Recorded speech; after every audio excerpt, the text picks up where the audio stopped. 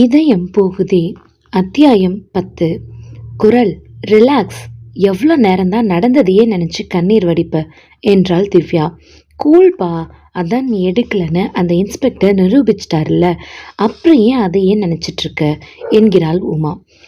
சாரிடா, நாங்கள் யாராவது உன் பக்கத்திலே இருந்திருந்தா இந்த மாதிரி எதுவுமே நடந்திருக்காதுல்ல என்றாள் மீனு. ஆமாப்பா என்றாள் கவி. அப்போது அம்மா நான் சும்மா இல்லடா என்று குரலின் செல்போன் ஒலிக்க, குரல், உன்னோட அம்மா தான் கால் பண்ணுறாங்க. இப்போ அவ குரலை கேட்டா அம்மா அவ்வளோதான், என்ன ஏதுன்னு கேட்டு அவளை ஒரு வழி பண்ணிடுவாங்க. இப்போ என்ன பண்ணலாம்? யாரையும் எடுக்காதீங்க, நம்ம ரூமில் 5 பேர் இருக்குமே, யாருமே எடுக்கலன்னா என்ன நினைப்பாங்க? அதுக்குள் செல்பேசியின் சத்தம் நின்றது. இனி திரும்பவும் ஃபோன் வரும். அப்போது எடுத்து என்ன பேசலாம்? ஏதாவது பொய் சொல்லி 1 மணி நேரம் கழித்து கால் பண்ண சொல்லிடலாம். திரும்பவும் அலைபேசி அழைக்க கண்ணீரை துடைத்தவாறு குரல் அருகில் வர, இருடி நான் பேசுகிறேன் என்று உமா செல்லை கையில் எடுத்து பச்சை பட்டனை அழுத்த, அம்மா நான் குரல் இல்லை, அவளோட ஃப்ரெண்டு உமா. அவளோட செல் தானே, அவன் எங்கே போனா? குரல் பக்கத்தில் இருக்க கோயிலுக்கு போயிருக்கா. சரிம்மா, நீங்கள் எல்லாரும் எப்படி இருக்கீங்க? நல்லா இருக்கோம்மா. யாரோட போயிருக்கா? திவ்யா கூட போயிருக்காம்மா. அப்போது திவ்யாவோட மொபைல் நம்பர் சொல்லுமா? இல்லைம்மா, 2 பேருமே மொபைலை சார்ஜரில் போட்டுட்டு எடுக்க மறந்துட்டு போயிட்டாங்க. நல்ல பிள்ளைங்க. எப்போ வருவாங்க? எப்படியும் 1 hour ஆகிடுமா. சரி, வந்ததும் கால் பண்ண சொல்கிறியா? சரிம்மா, கண்டிப்பாக, பாய்மா. அப்பா என்று பெருமூச்சறிந்தாள் உமா. 1 மணி நேரம் இருக்கும், அதுக்குள்ளே குரலை நம்ம நார்மல் ஆக்கிடணும். முதல்ல போய் திரும்பவும் ஒரு குளியல் போடு, நம்மளுடைய உடம்பும் மனமும் ரிலாக்ஸ் ஆகிடும். அப்புறம் அம்மா கிட்ட பேசலாம், சரியா என்றார் தோழியர். ஷவரிலிருந்து பூத்தூறலாய் மேனியில் விழுந்த தண்ணீர் அவளது கண்ணீரை கரைத்து கொஞ்சம் புத்துணர்ச்சி தந்தது என்னவோ உண்மைதான். ஆனால் மனதில் மட்டும் அந்த பர்தா போட்ட பெண் யார்? எதற்காக அந்த ரிங்கை என் பையில் போட்டு என்னை வகையாக மாட்டி வைத்தாள்? அவளுக்கு நான் என்ன கெடுதல் செய்தேன்? திருட வந்த பெண் என்றால் அவள் எடுத்து செல்லாமல் ஏன் என்னை திருடியாக்க நினைத்தாள்? அவள் யார்? நெடுநெடு என்று உயரமான அந்த பெண் யார் என்று பலவிதமான கேள்விகள் அவளது மண்டைக்குள் வண்டாய் குடைந்தது. தோழிகள் சேர்ந்து அவளை ஓரளவிற்கு தேர்த்தி வைத்திருந்தனர். பின்பு செல்பேசியில் கால் போட்டு அம்மாவிடம் பேச சொன்னார்கள். நல்லா இருக்கேம்மா, இப்போதான் ஃப்ரெண்ட்ஸ் நீங்கள் பேசினதா சொன்னாங்க. நீ எப்படிம்மா இருக்க? நான் நல்லா இருக்கேன். உன் குரல் ஏன் ஒரு மாதிரி இருக்கு? அங்கே உனக்கு எதுவும் பிரச்சனையா என்று அம்மா கேட்க, எனக்கு என்ன பிரச்சனை இருக்க போகுது என்றாலும் அவளது கண்ணீர் கன்னத்தில் வழிந்தது. திவ்யா அவளது தோலை அழுத்தி கொடுத்தாள். சரி, ஒரு மாப்பிள்ளையோட ஃபோட்டோ அனுப்புகிறேன், பார்த்துட்டு சொல்லு. சரிம்மா, பாய். என்னவாம்? தோழிகள் சூழ்ந்து கொண்டனர். என்னடி, ஏதாவது பேட் நியூஸா இல்லை ஹாப்பி நியூஸா? என்னடியாச்சு? ஏதோ மாப்பிள்ளை ஃபோட்டோவை அனுப்பியிருக்காங்களாம், நெட்டில் அதை பார்த்துட்டு பதில் சொல்லணுமா? குட் நியூஸ், வாங்கடி பார்க்கலாம் என்று தோழிகள் குரலின் வலைதளத்தில் பார்த்து வாயை பிளந்தனர். வாவ், ஆளு ரொம்ப சூப்பராக இருக்காருடி, வாடி வந்து பாரு என்று குரலையும் இழுத்து கொண்டு போய் பார்க்க வைத்தனர். குரலும் பார்த்து, ஆள் ஹேண்ட்ஸமாக தான் இருக்கான் என மனதில் நினைக்க, என்னடி ஓகே தானே? நான் எதை சொல்லிட்டு இங்கேருந்து கிளம்பலான்னு இருந்தேன். தோழிகள் ஒருவர் முகத்தை ஒருவர் பார்க்க, இப்போ அதுக்கு ஒரு சாக்கு. டபுள் ஓகே என்றவள் ஃபோனில் தன் அம்மாவிடம் விருப்பத்தை தெரிவித்தாள். உடனே கிளம்பி வருமாறு அம்மா சொன்னார்கள் என்று தோழியரிடம் கூறினாள். அத்தியாயம் 11. மணி 9 ஆகுது, இன்னும் குணாவை காணமே என்று நண்பர்கள் மூவரும் நினைக்கவும், உள்ளே நுழைந்த குணா தன்னுடைய செல்போனை சார்ஜரில் போட்டவன் நண்பர்களை பார்த்து முறைத்து கொண்டே குளியலறைக்குள் புகுந்து கொண்டான். அப்போது அவன் ஃபோன் ஒலித்தது. அதனை செவிமடுத்தான் ராகுல். அப்போது, டேய் குணா, எங்கடா இருக்க? நான் எவ்வளோ நேரமாக அவங்ககிட்ட பேச ட்ரை பண்ணுறது, ஃபோனே கிடைக்க மாட்டேங்குது. ஏதாவது மலையில் இருக்கியா என்ன என்று இறைந்து கத்தினார் அவனது அப்பா. அப்பா, நான் ராகுல். ராகுலா? குணா எங்கடா? இப்போதான் வந்தான், குளிச்சுட்டு இருக்கான். சரி, அவன்கிட்ட சொல்லு, ஒரு பொண்ணை பார்த்துருக்கோம், பெண் வீட்லேயும் சம்மதம், எங்களுக்கும் ரொம்ப பிடிச்சிருக்கு. அவனோட ஃபோனுக்கு அந்த பொண்ணோட ஃபோட்டோவை அனுப்பி வைக்கிறேன், பார்த்துட்டு பதில் உடனே சொல்ல சொல்லு, சரியா? சரிப்பா. இந்த பொண்ணையாவது பிடிச்சிருக்குன்னு சொல்கிறானா இல்லையா, இல்லை எதையுமே வேண்டான்னு சொல்வானான்னு தெரியல. நீங்களாவது அவன்கிட்ட எடுத்து சொல்லி சம்மதிக்க வைங்கடா, நான் வைக்கிறேன். சரிப்பா. டேய், குணாவுக்கு அவங்க அப்பா பொண்ணு பார்த்துருக்காராம். அதான் வழக்கமாக நடக்கிறது தானடா. அவர் பார்த்து அனுப்புறதும் இவன் வேண்டான்னு ஒவ்வொரு பொண்ணையும் நிராகரிக்கிறதும். இல்லைடா, இந்த தடவை நம்மெல்லாம் சேர்ந்து அவனை சம்மதிக்க வைக்கணும். எந்த விஷயத்தை கேட்டாலும் இந்த விஷயத்தில் நம்மோட அட்வைஸை கேட்கவே மாட்டானே. டேய், குணாவோட ஃபோனுக்கு அந்த பொண்ணோட ஃபோட்டோ வந்துருச்சு. உடனே அதனை பாய்ந்து எடுத்த ஹரி அதற்குரிய பட்டனை தட்டி பெண்ணை பார்த்த மூவருமே அதிர்ந்து போயினர். என்னடா அது, இப்போ என்ன பண்ணுறது? டேய், ஏற்கனவே இந்த பொண்ணு மேலே பயங்கர கடுப்பில் இருக்கான். இப்போ போய் இந்த பொண்ணோட ஃபோட்டோவை பார்த்துட்டா திரும்பவும் அவளை பழிவாங்க ஏதாவது முயற்சி பண்ணுவான். ஒன்று பண்ணலாம், இதை டெலிட் பண்ணிடலாம். சரி, அவன் வந்துட போகிறான். பண்ணிட்டியா? ஆ பண்ணிட்டேன். டேய், குணா வந்துட்டான். டவலால் தன் தலையை துவட்டியவாறு வந்தவன் ஓரக்கண்ணால் நண்பர்களை பார்த்து கொண்டே ட்ரெஸ்ஸிங் டேபிள் முன் அமர்ந்து கொண்டான். டேய் குணா, அப்பா ஃபோன் பண்ணாரு. பொண்ணு பார்த்துருக்காங்களாம், உன்னை பேச சொன்னார். உடனே உன்னோட ஃபோனுக்கு ஃபோட்டோ அனுப்பி வச்சுருந்தாரு. நாங்கள்லாம் பார்த்தோம். அப்புறம் அந்த பெண்ணை எப்படியும் உனக்கு கண்டிப்பாக பிடிக்காதுன்னு அதை நாங்கள் டெலீட் பண்ணிட்டோம். ரொம்ப நல்ல காரியம் பண்ணீங்க. ஏன்னா இன்னும் 1-2 வருஷம் இப்படி பேச்சுலராக இருக்க ஆசைப்பட்றேன். ஆனால் என்னோடய பேரண்ட்ஸ் கேட்கவே மாட்டேங்கிறாங்க. சரி, சாப்பிட்டியாடா? நான் சாப்பிட்டாச்சு. நீங்கள்லாம்? நாங்களும் சாப்பிட்டாச்சு. சரிடா, குட் நைட் என்று மூவரும் தங்களது அறைக்கு சென்றனர். அப்பாவிடம் இன்னும் 2 வருஷத்துக்கு எனக்கு கல்யாணம் வேண்டாம், கல்யாணம் பண்ணிக்கன்னு தொந்தரவு பண்ண வேணாம்னு சொல்லணும் என்றுவாறு ஃபோனை எடுக்க அதையே ஒலித்தது. அப்பா தான். ஹலோ அப்பா. என்னடா குணா, ஃபோட்டோவை பார்த்தியே இல்லையா? அப்பா, எத்தனை தடவை சொல்கிறது? நான் சொன்னதுக்கப்புறம் இந்த பொண்ணை பார்க்கறது அந்த பொண்ணை பார்க்கறது எதுக்கு இப்படி பண்ணிக்கிட்டு இருக்கீங்க? இது எல்லாம் தேவையே இல்லை. டேய், இது நல்ல இடமா படுது. நம்ம குடும்பம்னா நான் நீன்னு போட்டி போட்டுட்டு வராங்க. நீ என்னடான்னா அவங்க வேணாம் இவங்க வேணான்னு சொல்லிட்டு இருக்க.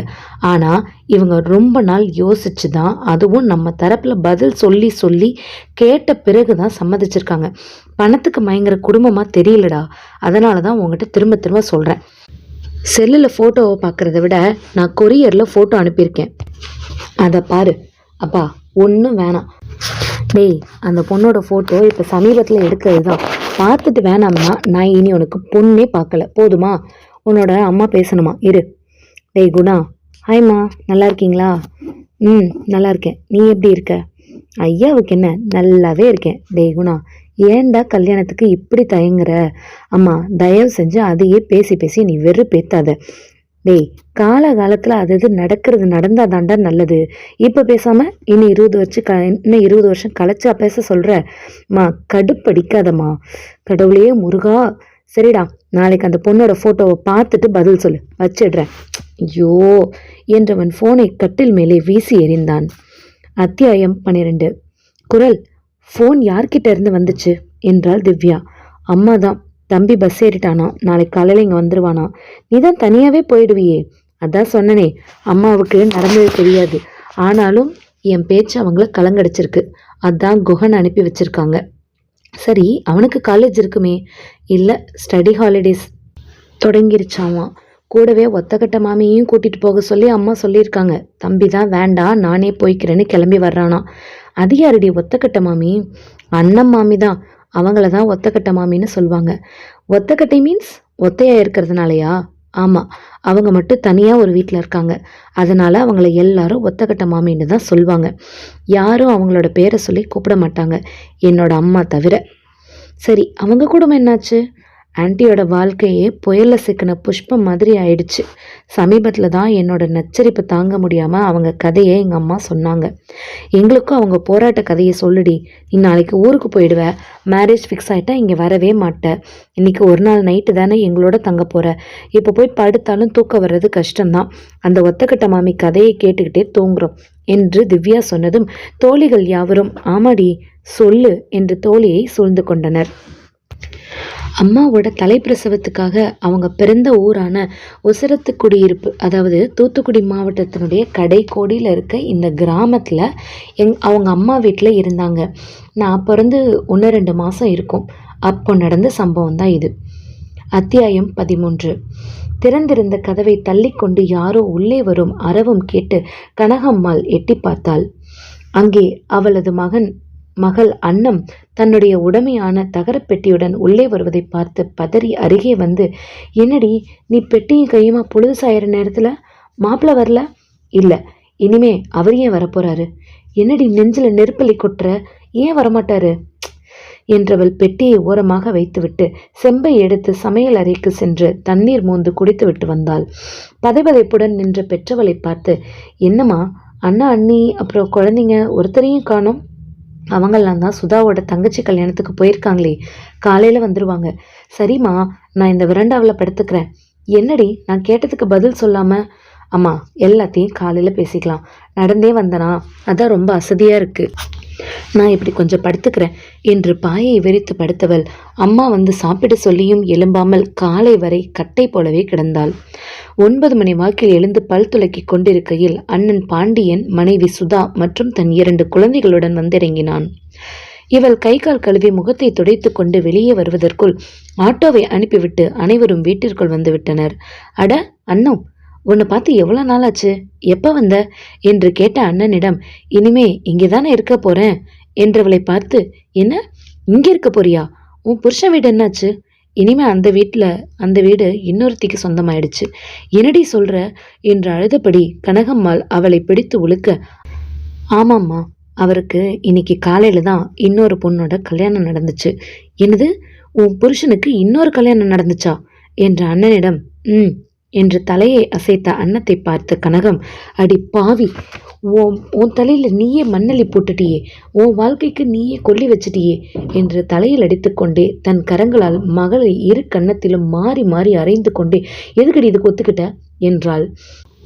அம்மா, என்னோட புருஷன் என்னை நம்ம வீட்டில் இருந்ததை விட ரொம்பவும் அன்பா அந்யோன்யமாக நடத்தினாரு. அப்படிப்பட்ட மனுஷன் ஏண்டி இன்னொரு கல்யாணம் பண்ணாரு? அவன் நல்லா இருப்பானா? அம்மா, அவர் ஒரு வார்த்தை பேசாத. உன்னை வச்சுக்கிட்டே இன்னொரு கல்யாணம் பண்ணியிருக்கான். அவனை என்ன பண்ணுறேன் பாரு என்றான் பாண்டியன். அண்ணன், என் மேலே இவ்வளோ கரிசனமாக இருக்கிறதுக்கு நன்றி. ஆனால் அவரை தப்பாக நினைக்காத. என்னடி சொல்கிற?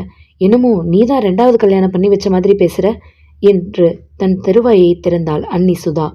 ஏய், வாய மூடு. அவன் ஏண்டி அவனுக்கு இப்படி பண்ண போறா? அவளே வாழ்க்கையை தொலைச்சிட்டு வந்து நிற்கிறா. நீ வேற. யாரு இல்லைன்னு நினைச்சிட்டானா அந்த வேப்பங்காட்டுக்காரன்? வாடி, இப்பவே 2ல் 1 பார்த்துடலாம் என்று பாண்டியன் தங்கையின் கையை பிடித்தெழுக்க, அண்ணா, அண்ணி சொல்றது தான் சரி.